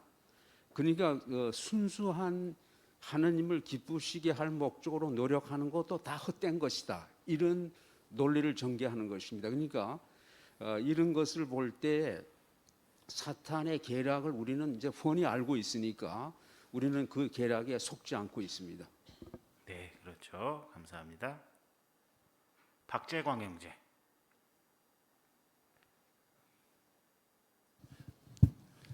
네, 그렇습니다. 이것은 욥에만 국한된 그런 시험이 아니라 여호와 하나님이 정말 우주 주권 쟁점에서 그분이 얼마나 중요한지를 우리가 알 수 있는데요. 그래서 앞항에서 이렇게 알려주는 것 같습니다. 욥은 자신이 살아있는 동안 여호와께서 도와주시지 않는다 해도 그분이 미래에 자신을 부활시켜 주실 것이라는 것을 확신합니다. 여호와를 섬기다가 어떤 경우에 죽을 수도 있죠, 그죠? 그럴 때도 사탄의 계략에 의해서 그렇게 하더라도 우리가 여호와께 희망을 둔다는 것이 바로 여호와의 주권 쟁점에서 우리가 지지한다는 것을 나타내는 것이라고 알 수 있습니다. 네, 그렇죠. 감사합니다. 네, 한준기 형제. 예, 사탄은 최고의 무기로 죽음을 갖고 있습니다. 우리에게 최대의 적이 죽음이라고 표현할 수 있습니다. 하지만 그 최대의 적을 이기실 수 있는 유일한 분이 여호와 하나님이십니다. 그렇기 때문에 우리가 여호와를 신뢰하고 여호와께 믿음을 둔다면 죽음 앞에서도 당당할 수 있고, 실제로 저희 현대 그리스도인들도 부활의 희망을 안고 여호와께 끝까지 충절을 지킨 것을 볼 수 있습니다. 우리도 시련 앞에서 죽음까지도 우리가 불사할 수 있는 그러한 용기를 가질 수 있을 것입니다. 네, 다양한 해설 감사합니다. 자, 그럼 이어서 14항 보시죠. 우리는 시련을 자신에 대해 알 수 있는 기회로 여겨야 합니다. 욥은 시련을 통해 자신의 약점을 깨닫고 바로잡을 수 있었습니다. 예를 들어 그는 자신이 겸손을 더 많이 길러야 한다는 것을 깨달았습니다. 우리도 시련을 겪을 때 자신에 대해 많은 점을 알게 될 수 있습니다. 니콜라이 형제는 심한 건강 문제를 겪고 있을 때 감옥에 수감되었습니다. 그는 이렇게 말합니다. 수감 생활은 마치 엑스레이 같아요. 우리의 속사람을 훤히 보여주죠. 자신의 약점을 알게 되었다면 그 약점을 고치려고 노력할 수 있습니다. 네, 시련을 겪으면 자신에 대해 무엇을 알 수 있습니까? 예를 들어 보십시오. 겠네요. 네, 송혜영 자매. 네, 시련을 겪으면 자신의 약점을 알 수 있습니다. 욥은 시련을 통해서 자신이 알지도 이해하지도 못하면서 말했다는 점을 깨닫고 겸손을 더 많이 길러야 한다는 점을 알게 되었습니다. 네, 그렇습니다. 네, 감사합니다. 네, 박주엽 형제. 네, 본항의 니콜라이 형제는 이 감옥 생활이 마치 엑스레이 같다고 하였습니다. 우리의 속사람을 훤히 보여주기 때문인데요. 사실 좀 평탄하고 평화로운 시기에는 이 믿음을 나타내기는 참 쉽지만, 정말 내가 시련을 겪을 그런 어려울 때에는 내가 정말 여호와를 얼마나 믿고 신뢰하는지 그 속사람이 드러나기 때문에 이 비교적 순조로운 시기인 지금 이 나 자신이 가지고 있는 그 육체의 가시가 무엇인지 잘 알고 그 약점을 고치기 위해 노력해야겠습니다. 네, 감사합니다. 김진섭 형제.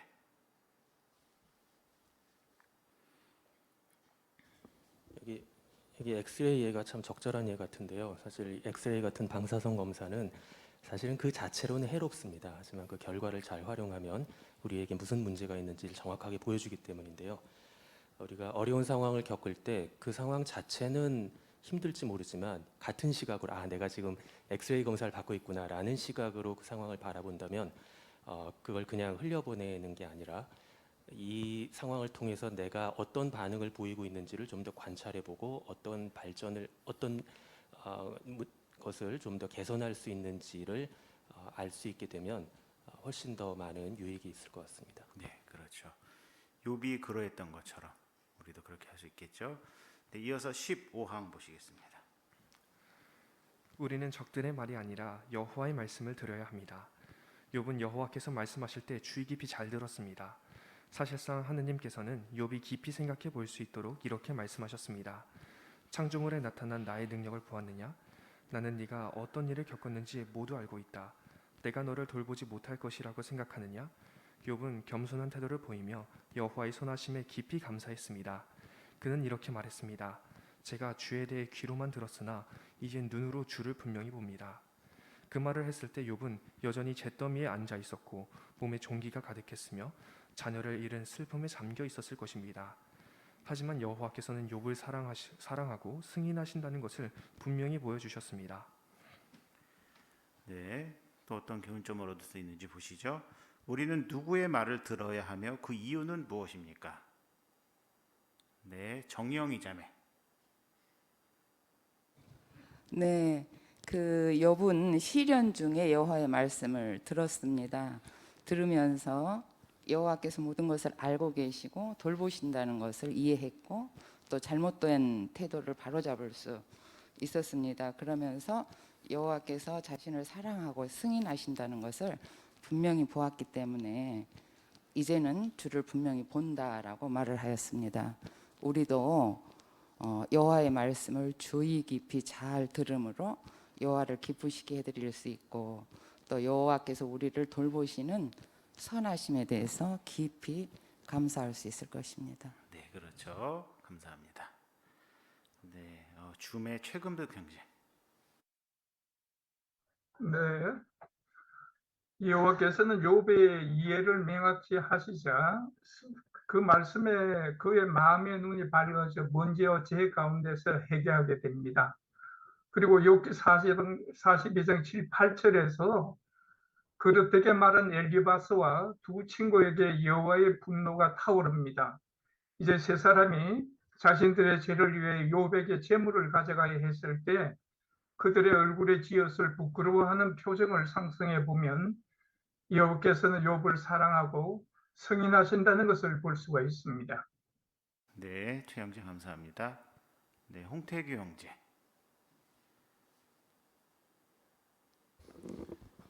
네, 그 15항 처음에 보면 적들의 말이 아니라 여호와의 말씀을 들으라고 했는데요. 사실 우리가 재난이나 시련을 겪을 때 어떤 적들이 찾아와서 우리에게 무슨 말을 하지는 않을지 모릅니다. 욥의 경우처럼. 하지만 마치 욥의 친구가 욥에게 했던 말과 비슷한 생각이 떠오를 수 있습니다. 하나님을 섬겨봤자 아무 소용없구나. 혹은 내가 무슨 죄를 지었나.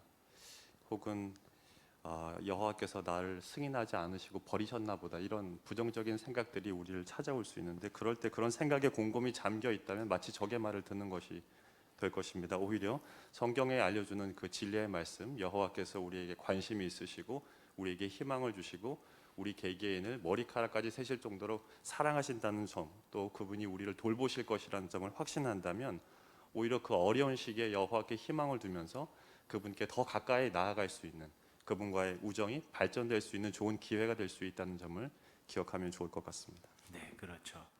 그 점을 다음 항을 통해서 좀 더 자세히 살펴보도록 하겠습니다. 16항입니다. 오늘날에도 사람들은 우리를 모욕하고 하찮게 대할지 모릅니다. 그들은 우리 각자의 조직의 평판을 더럽히고 우리에 대해 거짓으로 온갖 악한 말을 하려 할지 모릅니다. 욥에 관한 기록에서 알 수 있듯이 여호와께서는 우리가 시련을 겪더라도 그분께 충성을 지킬 것이라고 확신하십니다. 여호와께서는 우리를 사랑하시며 그분께 희망을 두는 사람들을 결코 버리지 않으실 것입니다. 하나님의 적들의 악의적인 거짓말에 주의를 기울이지 마십시오. 터키에서는 제임스 형제의 가족은 혹독한 시련을 겪었습니다. 그는 이렇게 말합니다. 우리는 하나님의 백성에 대한 거짓말에 귀를 기울이면 힘이 빠진다는 것을 알게 됐어요. 그래서 왕국 희망에 초점을 맞추고 계속 열심히 여호와를 섬겼죠. 그 덕분에 기쁨을 유지할 수 있었습니다. 욥처럼 우리는 여호와의 말씀을 듣습니다. 적들이 거짓말을 해도 희망을 잃지 않습니다.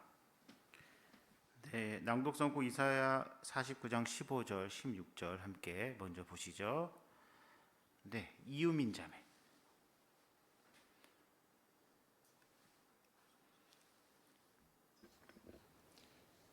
여자가 자기 젖먹이를 잊을 수 있겠느냐? 자기 태에서 낳은 아들에게 동정심을 느끼지 않을 수 있겠느냐? 비록 이 여자들은 잊는다 해도 나는 결코 너를 잊지 않을 것이다. 보라, 내가 너를 내 손바닥에 새겼다. 너의 성벽이 늘 내 앞에 있다. 네, 이 자매 감사합니다. 낭독 선고에 따르면 시련을 겪을 때 무엇을 기억해야 합니까? 네, 주매 안옥주 자매. 오늘날에도 사람들은 우리를 모욕하고 하찮게 대하며 우리 각자 조직의 편견을 들이피고 우리에 대해서 거짓으로 온갖 악한 말을 할지 모릅니다. 그렇게 할지라도 여호와께서는 우리가 시련을 겪더라도 그분께 충성 지킬 것이라고 우리 확신하고 계십니다. 그렇기 때문에 우리 또 여호와께서는 우리를 사랑하시며 그분께 희망을 두는 사람들을 결코 버리지 않으실 것입니다. 그래서 우리는 그런 적들이 악에 지은 거짓말에 주의를 기울이지 말아야 함을 알겠습니다. 네, 감사합니다. 네, 최고운 자매.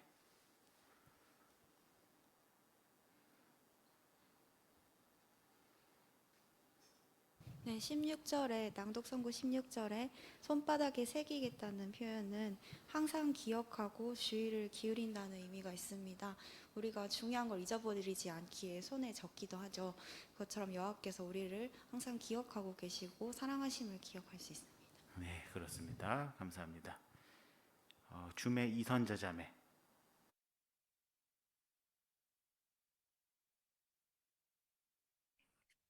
네, 거의 방금 최자매 대답하고 비슷한데요. 여호와께서는 항상 우리를 기억하고 생각하고 계시기 때문에 우리가 아무리 어려운 시련을 겪더라도 욥의 시련을 끝내주셨다는 것을 기억하면서 항상 나를 기억하시는 분을 실망시켜 드리지 말아야겠습니다. 네, 감사합니다. 그렇죠. 김용일 형제.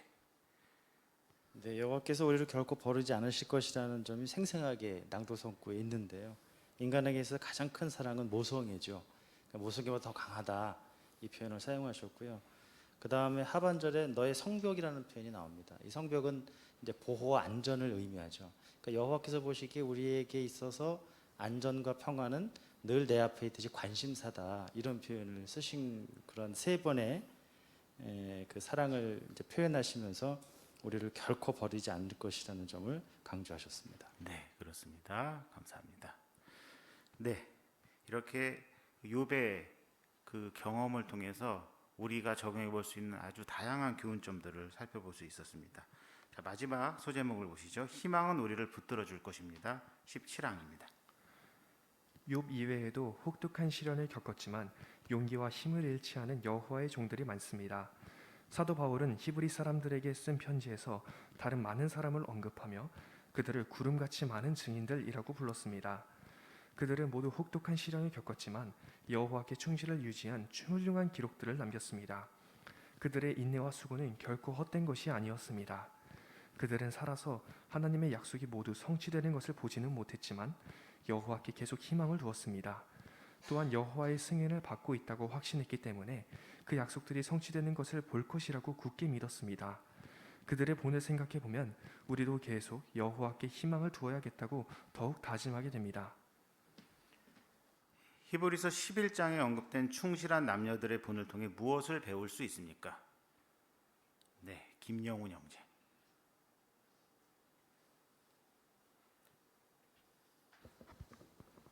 네, 히브리서 11장에서 알려주는 것처럼 고대 예언자 스가랴는 돌로 맞아 순교 죽임을 당하였습니다. 또한 예언자 미가야 그리고 므낫세 당시 이사야는 아마도 톱질당에 두 동강 나서 죽임을 당한 경우도 있습니다. 이외에도 칼로 죽임을 당한 많은 믿음의 종들도 있는데 고대 이란 충신한 종들이 혹독한 시련 가운데에서도 여호와께 희망을 두고 믿음을 지킨 것처럼 우리 역시 어려운 환경 가운데서도 계속 희망을 둘 필요가 있습니다. 네, 감사합니다. 박유진 자매. 네, 우리가 시련을 겪을 때 나타내는 인내와 수고가 결코 헛되지 않다는 점을 배울 수 있습니다. 네, 그렇죠. 감사합니다. 임경태 경제.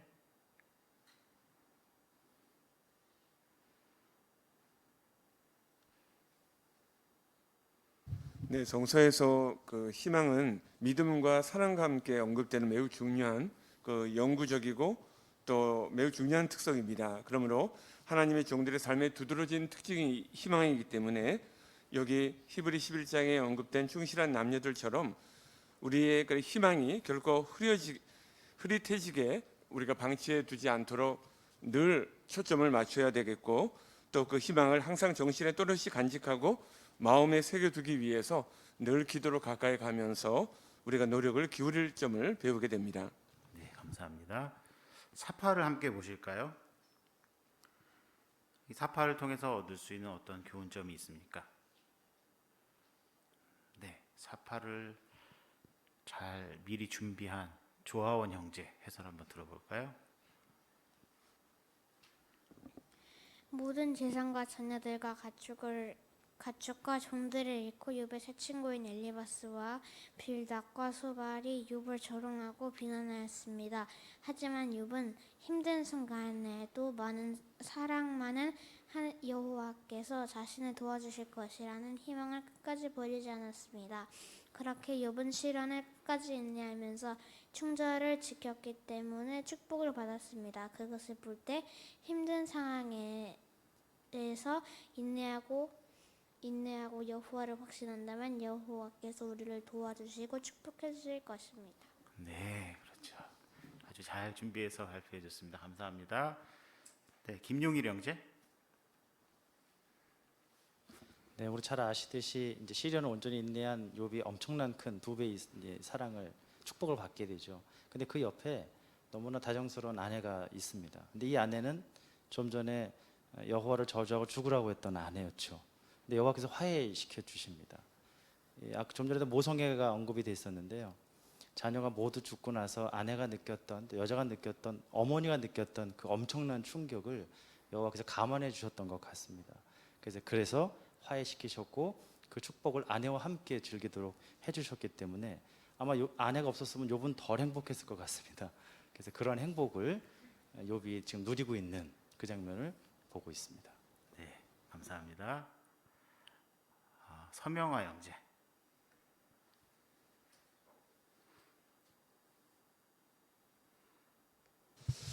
네, 이 내용을 공부하면서 아담이 만약에 이욥처럼 충성스러웠더라면 세상은 달라졌을 텐데 하는 아쉬움이 있었습니다. 우리 역시 우리의 선택이 얼마나 중요한가를 다시 한번 느끼게 해줍니다. 네, 감사합니다. 최영철 형제. 욥이 이러한 축복을 받을 수 있었던 것은 인내하고 충절을 지켰기 때문이었는데, 그것이 가능했던 이유는 여호와께 희망을 명확하게 두고 있었기 때문에 가능한 것이었습니다. 아까도 배운 것처럼 분명하고도 명확한 부활의 희망이 결과적으로 그의 믿음의 기초와 토대가 되었습니다. 그리고 그러한 믿음이 부활의 희망을 더 밝고 강한 것이 되게 해서 더 큰 믿음을 가져와서 충절을 지키게 했습니다. 그와 마찬가지로 우리 역시 절망하고 포기할 수 있는 상황에서 여호와께서 주신 그런 희망을 흐리지 않고 또렷하게 하는 것이 얼마나 중요한지를 이해하게 됩니다. 네, 감사합니다. 네, 마지막 18항 보시겠습니다. 오늘날 우리가 사는 세상은 더욱더 악해지고 있습니다.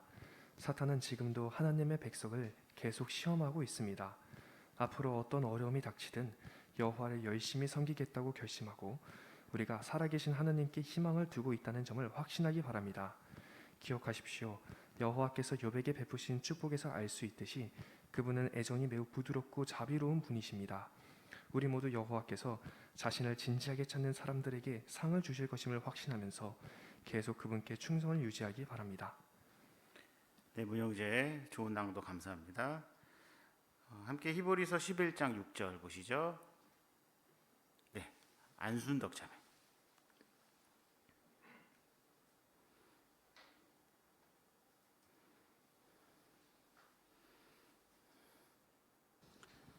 믿음이 없이는 하나님을 기쁘시게 할 수 없습니다.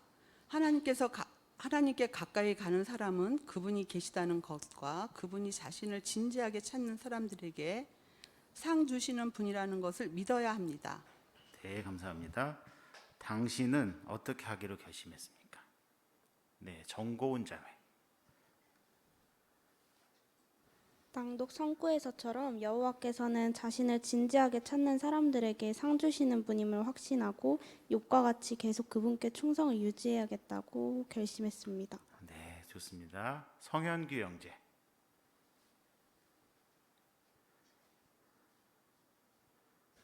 네, 또한 낭동성구 상반들을 보면 믿음 없이는 하느님을 기쁘시게 할 수가 없다고 알려주는데요.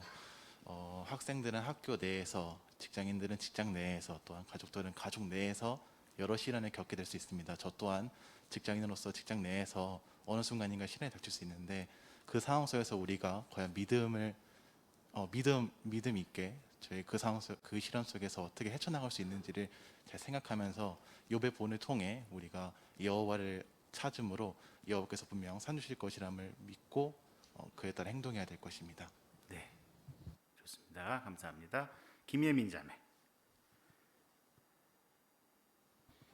네, 욥은 시련을 겪으면서도 여호와의 승인을 받고 있다고 확신했고 용기와 힘을 잃지 않고 희망을 끝까지 가져갔습니다. 이처럼 여호와께서 지금 내게 어떤 상을 주고 계시는지 또 미래에 어떤 상을 주실지 계속 생각한다면 여호와에 대한 믿음을 더 강하게 길러나갈 수 있을 것입니다. 그렇죠. 네, 이렇게 해서 18항까지 내용을 살펴봤는데요. 오늘 어떻게 대답하시겠습니까? 세 가지 질문을 통해서 배운 내용들을 한번 정리를 해보도록 하죠. 여호와께 희망을 둔다는 것은 무슨 뜻입니까? 네, 양인숙 자매. 네, 희망은 기본적으로 어떤 것을 기다리는 것을 의미하며 누군가를 신뢰하거나 의지한다는 세상을 전달하는데요. 이처럼 우리는 하나님께서 자신의 목적을 이루실 때까지 참을성 있게 기다림으로 그분께 희망을 두고 있음을 나타낼 수 있습니다. 네, 사탄은 어떻게 욥의 희망을 빼앗으려고 했습니까? 네, 조규술 자매. 이쪽에 계십니다. 조규술 자매. 손 들어주실까요?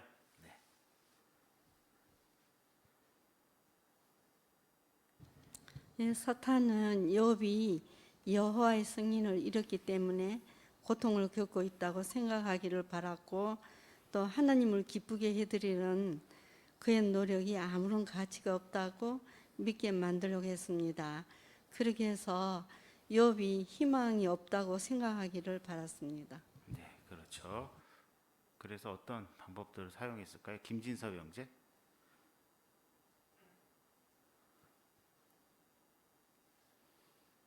욥이 가진 모든 것을 빼앗고 욥을 아주 비참하게 만드는 극심한 시련들을 주기도 했지만 결국 사탄의 궁극적인 목표는 욥과 여호와의 관계의 본질을 공격하는 것이었습니다. 사랑이 근거한 것이 아니라 대가를 주고받는 이기적인 관계라고 주장한 것이고 그렇게 해서 욥이 여호와께 희망을 두는 것 자체가 소용이 없고 무가치하다고 느끼게 함으로써 욥의 희망을 빼앗으려고 했습니다. 네, 그렇죠. 우리는 어떻게 욥을 본받을 수 있습니까? 남효진 자매. 네, 욥처럼 여호와를 계속 신뢰하고 부활 희망에 대해 실제적인 확신과 강한 믿음을 가져야 하며 또 여호와의 말씀에 주의를 기울여야 하는데요. 특히 시련을 겪을 때 겸손을 더 인정한 욥처럼 우리도 시련을 겪을 때 겉으로 드러나지 않은 또 인정하지 않았던 약점들을 깨닫고 시정하기 위해 노력함으로 욥을 본받을 수 있습니다. 네, 그렇습니다. 네, 여기까지 하도록 하겠습니다. 네, 그 2016년도 지역대 드라마를 보면 자식을 교통사고로 잃고 또 자신도 암에 걸려서 모든 삶을 포기하려고 했던 한 형제가 나오고 있죠. 그가 다시 삶을 바로잡는 데 결정적인 역할을 했던 것이 무엇이었습니까? 그 형제 입으로 직접 이야기하였습니다. 희망이었습니다. 이렇게 희망은 아주 강력한 힘이 있습니다. 그래서 사탄이 그것을 빼앗으려고 노력하는 것이죠. 우리가 욥처럼 시련 아래서도 여호와께 희망을 두기 위해서 노력한다면 여호와께서는 분명 우리를 축복할 것입니다. 우리 모두 욥을 본받아서 여호와께 계속 희망을 두는 가운데 그것을 붙들면서 계속 여호와께 충절을 나타내시길 바라겠습니다. 네, 오늘도 이렇게 적극적으로 해설에 지지하고 참여해 주신 모든 분들께 감사드립니다. 네, 그러면 오늘 이 모든 집회를 노래와 기도로 마치도록 하죠. 함께 기쁨으로 노래하라 150번, 구출자이신 하느님을 찾으라 스바냐 2장 3절에 근거한 노래를 함께 부르시고 염진우 형제 기도로 오늘의 집회를 마치도록 하겠습니다.